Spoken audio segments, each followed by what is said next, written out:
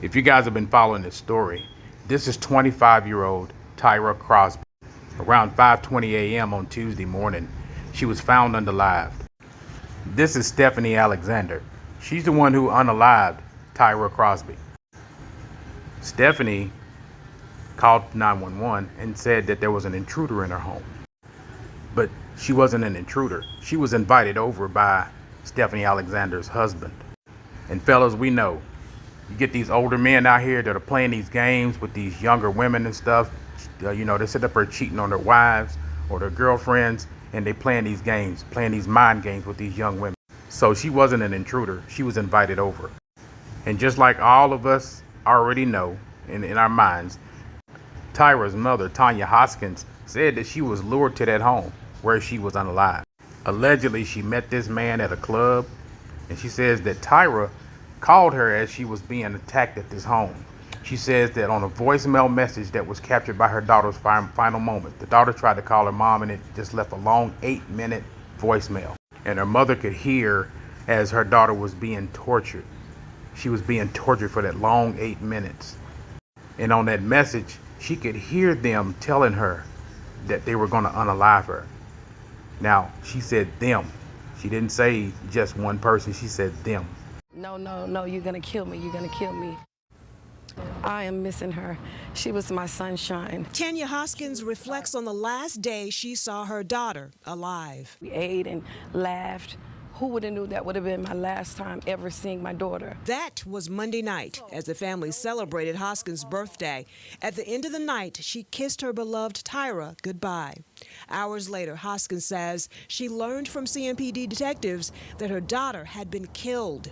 And she says the details of this case are so bizarre, she couldn't believe it happened. Around 5:20 Tuesday morning, detectives rushed to this home on Porter Street after police say this woman, 51-year-old Stephanie Alexander, called 911 to report that she had just arrived home and shot a woman inside her house. Police say that woman, 25-year-old Tyra Crosby, was dead, and Alexander was still on the scene. Police arrested her for voluntary manslaughter. She bonded out just over 6 hours later. She murdered my daughter at 5, and she was out at 8. Hoskins says she's still piecing together from detectives why her daughter was at the home. She believes she was visiting a man. She was invited to that home. I know my daughter wouldn't have went there knowing that it was a married couple or that it was a wife's home. So she was lured there by the man that was old enough to be her father. Hoskins believes her daughter met the man at a club. Maybe perhaps at the club or perhaps at the sweepstakes place. As the investigators stated to me, that's where they found out that they came across paths. Hoskins says Tyra called her as she was being attacked at the home. She says a voicemail message captured her daughter's final moments. It's about an 8-minute long message of her being beat, tortured. You can also hear them telling her that they're going to kill her. Hoskins would not allow us to hear that recording, but says she sent it to investigators.